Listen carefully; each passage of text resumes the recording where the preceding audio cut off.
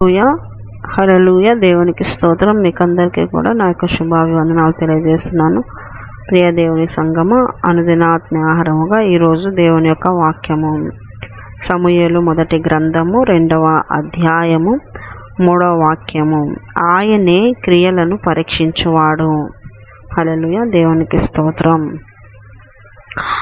దేవుడే క్రియలను పరీక్షించువాడు అనే వాక్యం సెలవిస్తుంది. మీ క్రియలు ఏ క్రియలుగా ఉన్నాయి?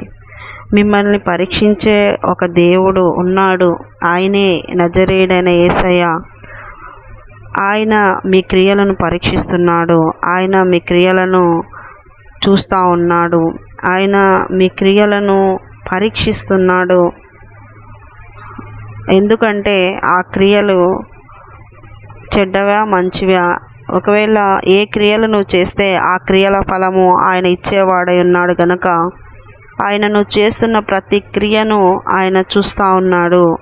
కనుక ప్రియ దేవుని బిడ్డలారా, మీరు చేస్తున్న క్రియలు, మీరు చేస్తున్న పనులు, మీరు చేస్తున్న ఆలోచనలు అయితే సహితం, ఆలోచనలు, ఆ ఊహలు, ఇవన్నీ కూడా పరిశీలించేవాడు, పరీక్షించేవాడు, చూస్తున్న దేవుడు. అందుకనే ఈ యొక్క కయ్యనుతో దేవుడు చెప్తున్న మాట ఏంటంటే, నువ్వు సత్క్రియ చేసిన ఎడలా, నువ్వు సత్క్రియ చేస్తే నీకు మేలు. అయితే నువ్వు ఎప్పుడైతే సత్క్రియ చేయకుండా దుష్క్రియ చేస్తావో అప్పుడు పాపము వాకిట పొంచి ఉంటుందంట. ప్రియ దేవుని బిడ్డలారా, క్రియలు సత్క్రియలుగా ఉన్నాయా, దుష్క్రియలుగా ఉన్నాయా? నువ్వు ఎప్పుడైతే దుష్టక్రియలు, దుష్టునికి సంబంధించిన క్రియలు నువ్వు చేసినప్పుడు దుష్టుడు హృదయపు వాకిట్లోనే ఉండి వాడు నిన్ను లోపరుచుకుంటాడు. అయితే సత్క్రియ చేస్తే దేవుడు నీకు బహుమానం ఇస్తాడు. ఏ క్రియలతో ఉన్నారు? పరీక్షించుకోండి. ఈరోజు ఉదయము సత్క్రియలు చేస్తూ ఉన్నావా, దుష్క్రియలు చేస్తూ ఉన్నావా? ఏ క్రియలతో నీ యొక్క రోజు గడుస్తుంది? ఏ క్రియలతో నువ్వు ఆరంభిస్తున్నావు? ఏ క్రియలు నీ జీవితంలో ఉన్నాయి? 50-50 చేస్తున్నారా? ఒకటి మంచి చేసి మళ్ళీ ఒకటి చెడ్డది. అలా చేసినా కూడా మరి ఏదోలే, నా బిడ్డ నావన్నీ చేసింది, ఏదో ఒకటి 2 తప్పు చేసింది కదా, నేను శిక్షించొద్దని అన్నాడు దేవుడు. ఖచ్చితంగా చిన్న 2-3 విషయంలో కూడా నీకు శిక్ష వస్తుంది. ఎందుకంటే దేవుడు న్యాయవంతుడై ఉన్నాడు. తన పిల్లలు తప్పు చేసినప్పుడు వాటిని దాచిపెట్టే దేవుడు కాదు. శిక్షించకుండా నా పిల్లలే కదా అని సపోర్ట్ చేసే దేవుడు కాదు. ఆయన న్యాయవంతుడు. ఎవరు ఏ క్రియలు చేసినా, ఎవరైనా వారిని ఖచ్చితంగా శిక్షిస్తాడు. ప్రియ దేవుని బిడ్డలారా, నీ క్రియలు ఎలా ఉన్నాయి? పరీక్షించుకో. అనుదినము నువ్వు పరీక్షించుకున్నప్పుడు నువ్వు తీర్పులోకి వెళ్ళవు. అనుదినము దేవుని దగ్గర నిన్ను నీవు పరీక్షించుకుంటున్నప్పుడు నువ్వు తీర్పులోకి వెళ్ళవు. కనుక నీ క్రియలు చెడ్డ క్రియలు కాకుండా మంచి క్రియలతో ఉన్నప్పుడు దేవుని దీవెన పొందుకుంటావు. లేకుంటే దేవుని నుండి శిక్ష పొందుకుంటావు. దేవుని బిడ్డలారా, మీ క్రియలే జీవ గ్రంథంలో, అలా పరలోక రాజ్యంలో ఉన్న గ్రంథాలలో రాయబడి ఉంటాయంట. క్రియలు రాయబడి ఉంటాయి. ఆ గ్రంథము విప్పబడినప్పుడు నీ ఇష్టం అంతా బయటకు వచ్చేస్తుంది. ఈరోజు నువ్వు చేస్తున్న క్రియలు ఎవరు చూడడం లేదులే.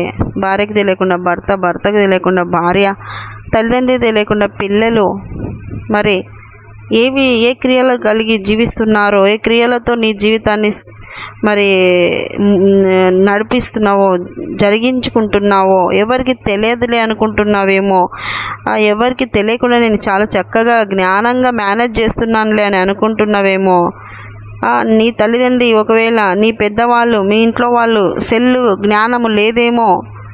సెల్లు జ్ఞానం లేదు కనుక వాళ్ళు ఆ సెల్లును చూడకపోవడం వల్ల కూడా నువ్వు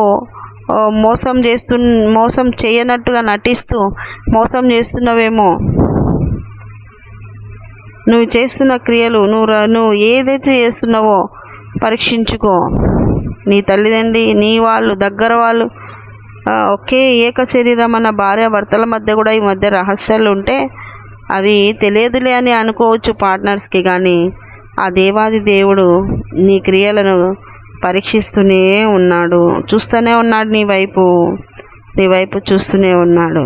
కనుక ఒక భయము కలిగి, ఒక విశ్వాసి, ఒక క్రైస్తవుడు భయము కలిగి, దేవుడు నా క్రియలను చూస్తున్నాడు, నా క్రియల విషయంలో లెక్క అడుగుతాడు, నా క్రియలను ఆయన రాస్తున్నాడు, నా క్రియల విషయంలో ఆయన ఖచ్చితంగా శిక్షించి ఖచ్చితంగా న్యాయంగా ఆయన శిక్షిస్తాడు. కనుక నేను ఆయనకు చెడ్డ పేరు రాకుండా ఒక యేసయ్యను నమ్మిన బిడ్డగా, నేను ఒక విశ్వాసిగా, ఒక క్రైస్తవురాలుగా, ఒక క్రైస్తవుడిగా దేవుని దగ్గర నుండి మెప్పే పొందాలి తప్ప శిక్ష పొందకూడదు అనేటువంటి మనసుతో ఉండాలి. అలాగా క్రియలను జాగ్రత్తగా చేసుకోవాలి.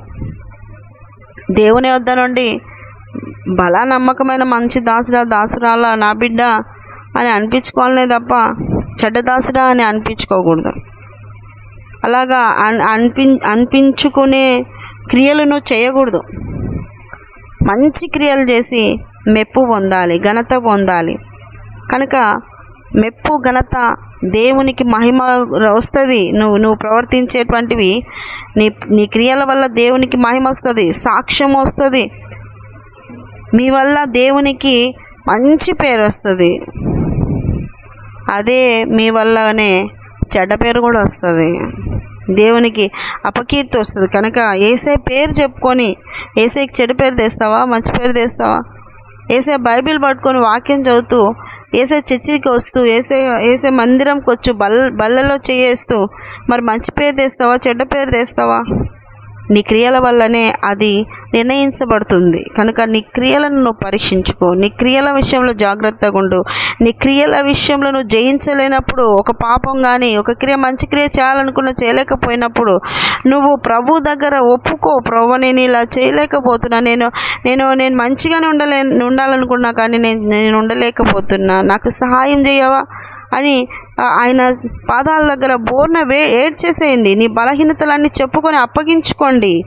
గొప్ప సహాయము దేవుని యొద్ద నుండి మీకు అందించబడుతుంది. కనుక ప్రియ దేవుని బిడ్డలారా, ఒకటే అండి, దేవుడు తన పిల్లలను ఆయన పరీక్షిస్తున్నాడు, వాళ్ళ క్రియలను ఆయన పరీక్షిస్తున్నాడు, చూస్తూ ఉన్నాడు.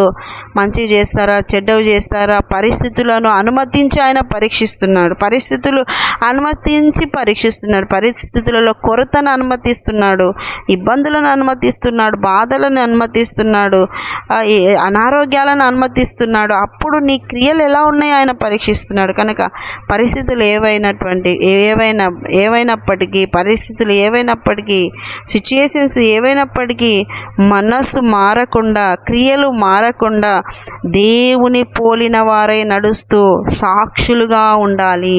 దేవునికి మంచి పేరు తేవాలి. అట్టి కృప మీకు అందరికీ కలుగునుగాక. ఆమె చిన్న ప్రార్థన చేసుకునే నీకు వందనాలు. విన్నవారిని దీవించండి, ఆశించండి, ఆరోగ్యాలు దయచేయండి ప్రభువా.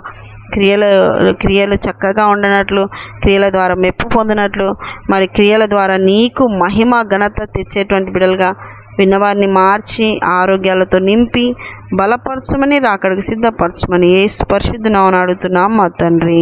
Amen, amen, amen. యేసు రక్తమే జయం, శిలువ రక్తమే జయం. ప్రవేశ నామానికి సంపూర్ణ విజయం కలుగును గాక. Amen, amen, amen. Good morning. Praise Lord. దేవుడు మళ్ళీ దీవించును గాక. ఆమెన్.